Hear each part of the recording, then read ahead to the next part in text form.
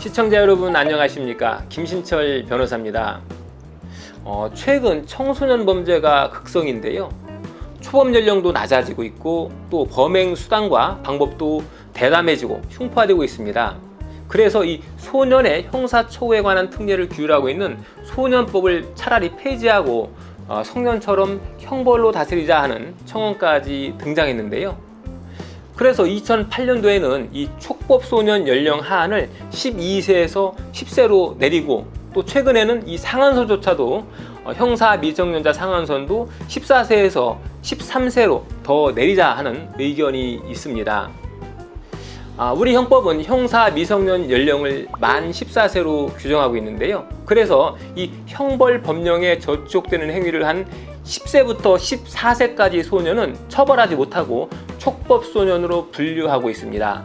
이 촉법소년들은 아무리 중한 범죄를 저질렀다 해도 형사 책임을 지지 않죠.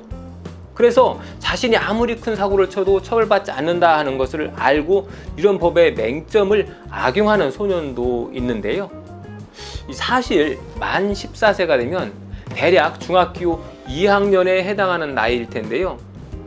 마냥 어린이라고 봐서 무조건 형사 책임을 면제하는 것이 능사인가 하는 그런 의문은 있습니다. 그래서 형사 미성년 나이를 현재 14세에서 만 12세로 더 낮춰야 된다 하는 그런 대선 공약을 한 후보도 나오고 있는데요. 이런 공약까지 나오는 것을 보면 청소년 범죄에 대한 사회적 인식이 관용만이 능사가 아니다 하는 식으로 점점 바뀌어가고 있는 것 같습니다. 그래서 오늘은 이 소년 범죄와 관련해서 소년법이 규율하고 있는 특례와 소년범에 대한 법률적 대응 방법, 여기에 대해서 알아보겠습니다. 우선 촉법소년, 그러니까 형사처벌을 받지 않는 만 10세부터 만 14세까지의 형벌법용 저촉소년, 이 촉법소년부터 알아보겠습니다. 촉법소년은 앞서 말씀드렸듯이 죄를 지어도 형사 책임이 없죠. 그래서 형벌은 불가능하고 소년 보호처분만 가능합니다. 그런데 이 소년법은 이 소년 보호처분에 관해서 소년의 장래에 아무런 영향을 미치지 않는다라고 규정하고 있는데요.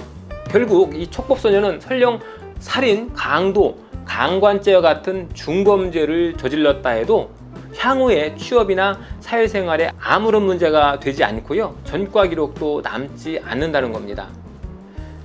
이 소년법이 현재 정하고 있는 보호처분은 10가지가 있는데요. 그 중에서 가장 중한 처분이 10호 처분인 장기소년원 송치죠. 근데 이 장기라고 해봤자 최대 2년까지밖에 안 돼서요.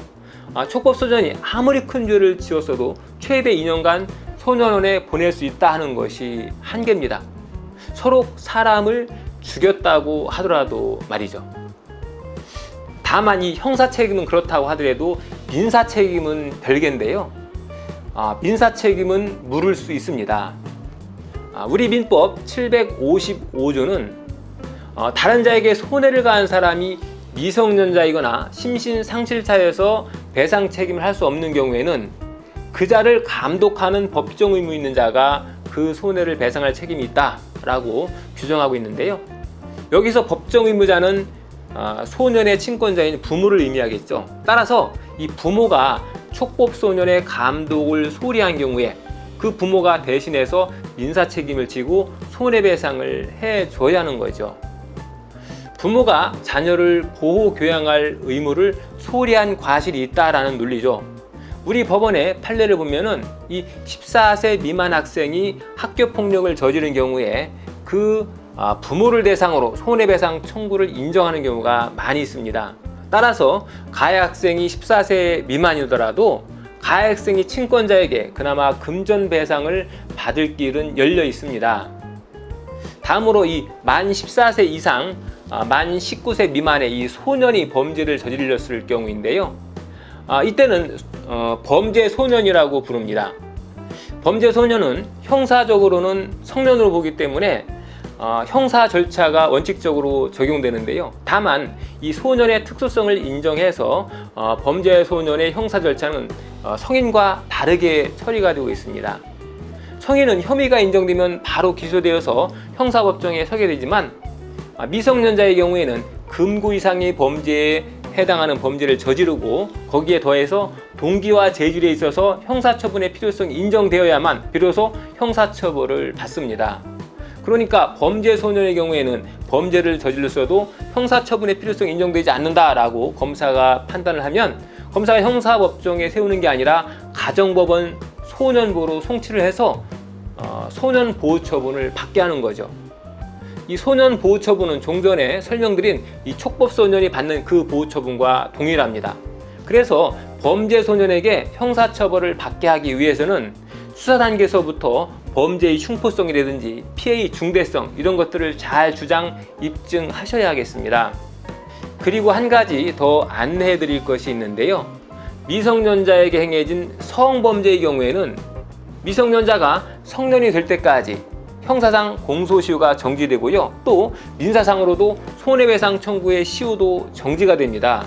그래서 피해자가 미성년자인 경우에는 피해자가 성년이 될 때까지 공소시효와 소멸시효가 정지되기 때문에 피해 미성년자는 성년이 되기를 기다렸다가 비로소 형사상 고소를 하고 또 민사상 손해배상을 청구할 수 있게 되었습니다.